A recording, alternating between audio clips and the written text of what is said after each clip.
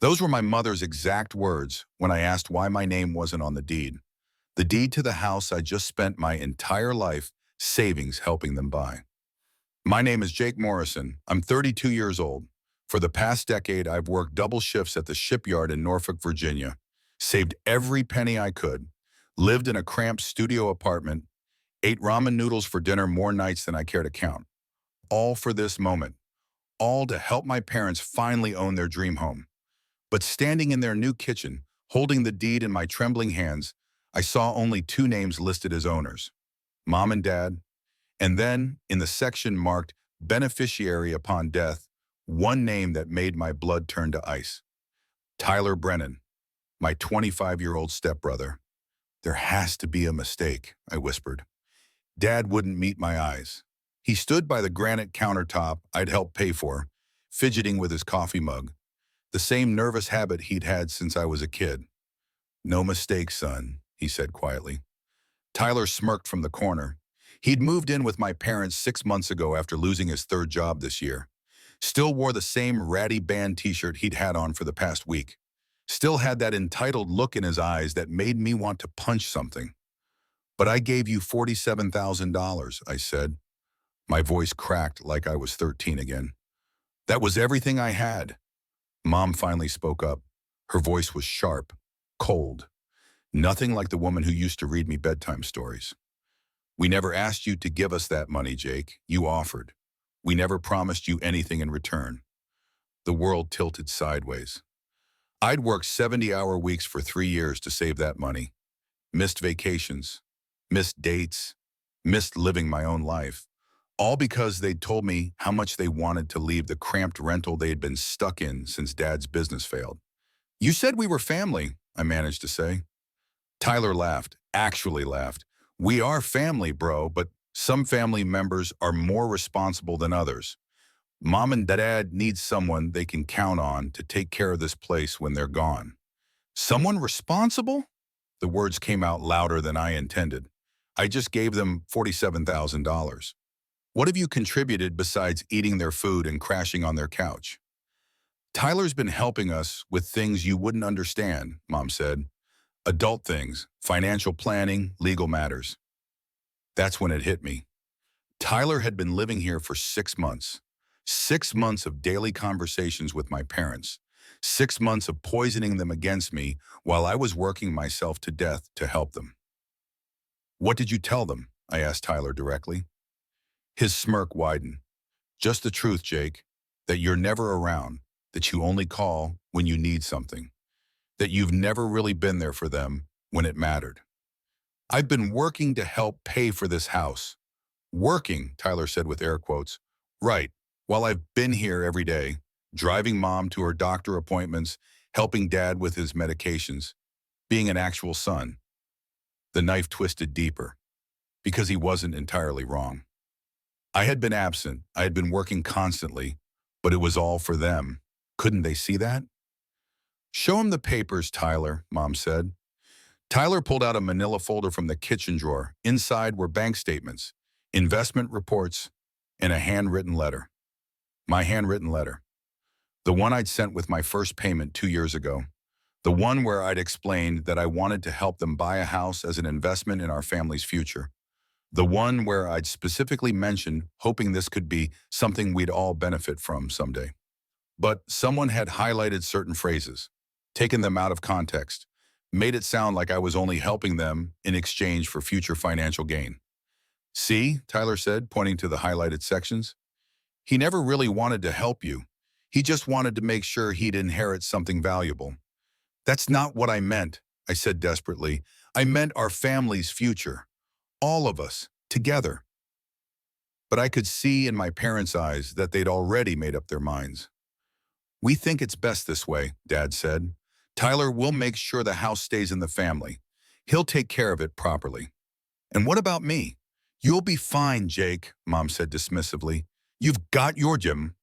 Your own wallet. You don't need us. The words hit like a physical blow.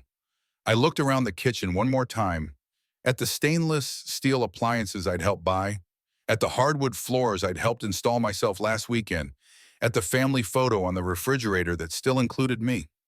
even though apparently I was no longer really part of this family. I need some air, I said.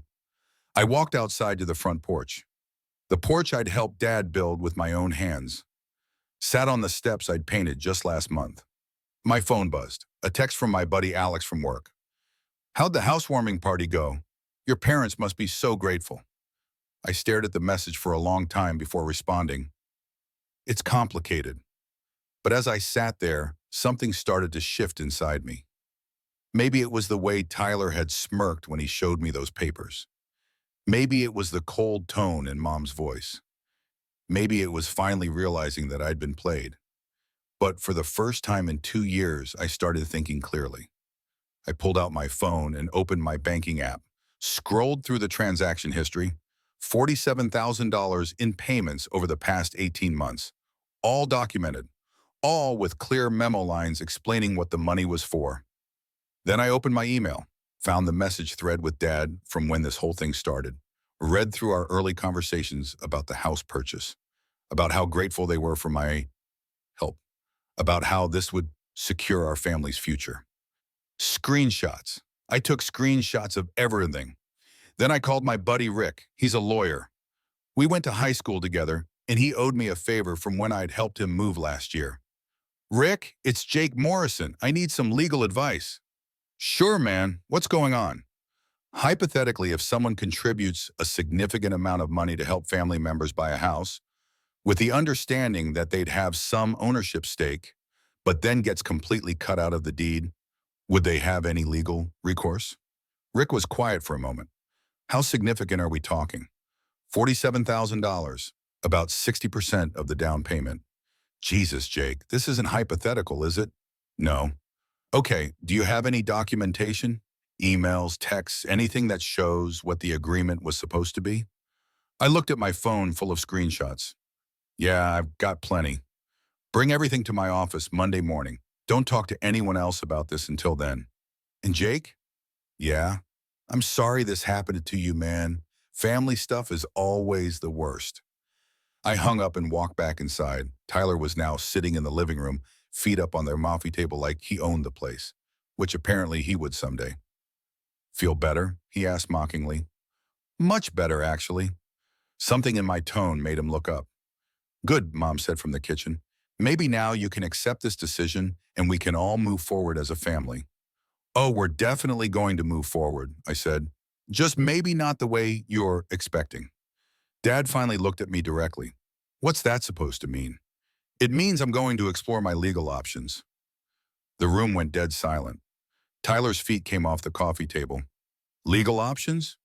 $47,000 is a lot of money, Tyler, especially when it was given with a clear understanding about family ownership. I've got emails, bank records, text messages, 2 years' worth of documentation showing that this was supposed to be a family investment, not a gift. Mom's face went pale. You wouldn't sue your own parents. I don't want to sue anyone, Mom. I want what was promised to me, what I paid for. We never promised you anything in writing, Tyler said quickly. Too quickly.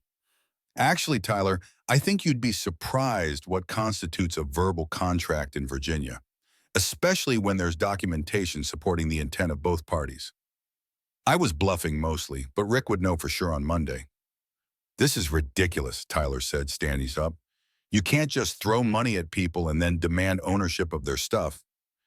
You're right, I said calmly, but you also can't accept someone's life savings under false pretenses and then cut them out completely.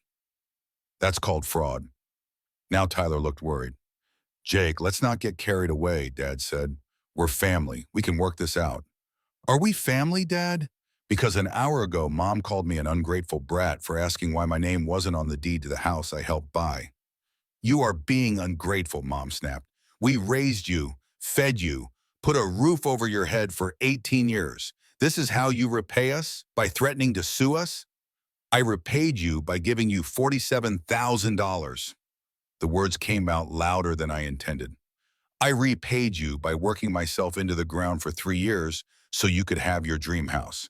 I repaid you by spending every weekend for the past 6 months helping you fix this place up and instead of having any kind of life of my own. Nobody asked you to do that, Tyler said. Actually, they did ask. I've got the emails to prove it. Tyler's confident expression started to crack. What emails? He asked. I pulled out my phone, started reading from Dad's messages from 2 years ago. Jake, your mother and I have been talking, and we think it might be time to finally buy a house. We found a perfect place, but we're short on the down payment. Would you be interested in helping us out? We'd make sure you were taken care of in return. This could be a great investment for our whole family's future. Dad's face went red.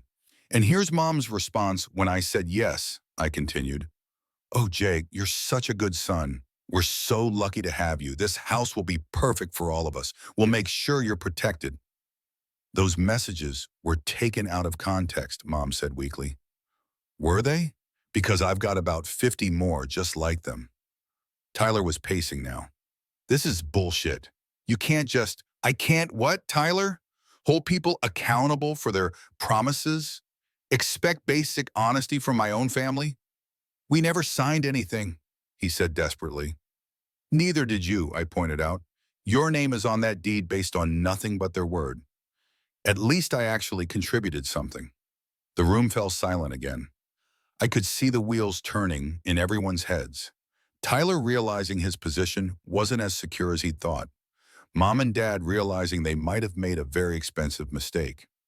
What do you want, Jake? Dad asked quietly. I want what I paid for. Either my name goes on the deed as a partial owner, or I want my money back, with interest. We don't have $47,000 to give you, Mom said. Then I guess we're back to the deed option. Tyler exploded. This is insane. You can't just waltz in here and demand ownership of our house. Our house? I turned to face him. What exactly makes it your house, Tyler? The fact that you've been manipulating my parents for 6 months? The fact that you convinced them I was only helping them for selfish reasons while you were being the perfect son? I have been the perfect son. I've been here every day while you were off. While I was working to pay for this place, you were working for yourself. I was working for them, for this family, while you were sitting on your ass, turning them against me. Boy, stop it, Dad said, but neither of us was listening. You want to know the truth, Jake? Tyler's face was red with anger. The truth is that Mom and Dad were already having doubts about you before I said anything. You never call unless you need something. You never visit unless it's convenient for you. You treat them like an obligation. That's not true. Isn't it? When's the last time you called Mom just to see how she was doing? When's the last time you came over here without some agenda? The words stung because there was a grain of truth in them. I had been distant. I had been focused on work, but it was all for them. I was trying to help them, I said quietly. You were trying to help yourself feel better about being a shitty son.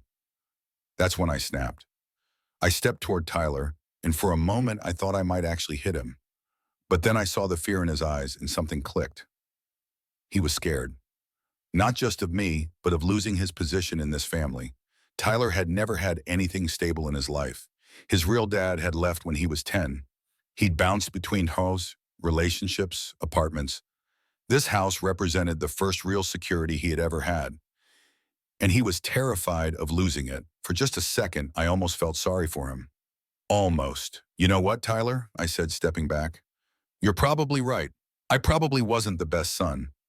But at least I never lied to them. At least I never manipulated them. At least I never turned them against their own child to benefit myself. I didn't. Yes, you did, and we all know it. I turned to my parents. I'm going home. I'm going to talk to a lawyer on Monday. After that, we'll see what happens. Jake, wait, Dad said. Maybe we can work something out. Like what? Maybe we could add your name to the deed as a partial owner. Tyler's face went white. Dad, no, we talked about this. Jake doesn't understand the responsibility. Shut up, Tyler, Dad said sharply. It was the first time I'd ever heard Dad speak to Tyler that way. Jake's right, Dad continued. He did help pay for this house. He deserves something for that. How much? I asked. Dad looked at Mom. She nodded reluctantly. 20%, Dad offered. $47,000 was 60% of your down payment, I said. I think 25% ownership is fair. And Tyler? Mom asked. I looked at Tyler. He was staring at the floor, probably calculating how much his inheritance had just shrunk. Tyler can keep his beneficiary status for the remaining 75%, I said, as long as he understands that my 25% goes to my children someday, not to him. Tyler looked up sharply. You don't have children. Not yet, but I'm 32, Tyler. That could change. The implications hung in the air. Tyler would inherit the majority of the house, but not all of it. And if I had kids, his inheritance would be permanently reduced. This is so messed up, Tyler muttered. Life's messed up, I said. But at least this way everyone gets something. Dad nodded slowly. I think that's fair. I'll have my lawyer draw up the paperwork, I said. We'll make this official. Your lawyer? Mom asked nervously. Rick Patterson. You remember Rick from high school? He specializes in family law now. The fact that I actually had a lawyer seemed to make this whole thing more real for everyone. Okay, Dad said. Let's do it right. I headed for the door, then stopped. One more thing, I said, turning back to Tyler. I want those highlighted papers you showed them, the ones where you took my words out of context.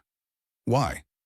Because I want to show Rick exactly how you manipulated my parents, just in case we need evidence of bad faith dealing later. Tyler's face went pale again. You said we had a deal. We do, as long as everyone honors it. I left them sitting in their new living room, probably wondering how a simple housewarming had turned into a legal negotiation. But as I drove home to my cramped studio apartment, I felt something I hadn't felt in months. Hope. Not just because I'd secured some ownership in the house, but because I'd finally stood up for myself. I'd finally stopped being the family doormat. My phone rang as I pulled into my parking space. It was Dad. Jake, I just wanted to say I'm sorry about how this went down. Tyler had us convinced that you were only helping us for selfish reasons, but after seeing all those emails tonight, it's okay, Dad. No, it's not. You're our son. You deserve better. Thanks, Dad. That means a lot. Tyler's moving out next week, Dad said quietly. What? Way, Bay? Because your mother and I realized something tonight. We've been letting him drive a wedge between us and our real son. That stops now. I sat in my car, staring at the dashboard. You don't have to kick him out because of me, I said. We're not. We're kicking him out because of us, because we want our family back. After we hung up, I sat in my car for a long time. 6 months later, I got a call from Dad. Tyler had been arrested for credit card fraud. Apparently, he'd been using Mom and Dad's cards to make online purchases while he was living with them. They just discovered thousands of dollars in unauthorized charges. We should have listened to you, Dad said. You tried to warn us that something wasn't right. I didn't know about the credit cards, I said. No, but you knew Tyler wasn't who he pretended to be. We should have trusted our real son instead of falling for his act. The house situation had worked out exactly as we'd agreed. My name was on the deed for 25% ownership. Tyler's beneficiary status had been revoked after the fraud discovery, and my parents had asked if I wanted to move into the spare bedroom to help them with the mortgage payments. I'd said no. I was finally ready to buy my own place. But I visited them every Sunday now. We had dinner together, talked about real things, rebuilt the relationship that Tyler had almost destroyed. Last month, Mom asked me something that surprised me. Do you ever regret fighting for your share of the house? No, I said. Do you regret giving it to me? No, but I regret that it took a legal threat to make us do the right thing. Sometimes families need a wake-up call, I said. Sometimes families need a son brave enough to stand up for what's right, she replied. A year later, I was closing on my own house.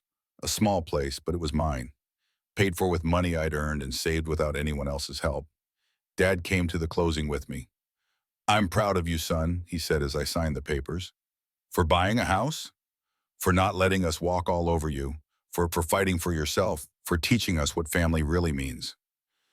As I held the deed to my own home with my name clearly printed as the sole owner, I thought about that day in my parents' kitchen. The day I'd learned that family isn't just about blood or loyalty or sacrifice. Sometimes family is about having the courage to demand the respect you deserve. Sometimes the people who love you most are the ones who need to be reminded how to treat you properly. And sometimes the best thing you can do for your family is refuse to be their victim. My name is Jake Morrison. I spent my life savings to help my parents buy their dream house. They tried to give the deed to my stepbrother, but I fought back, and I won.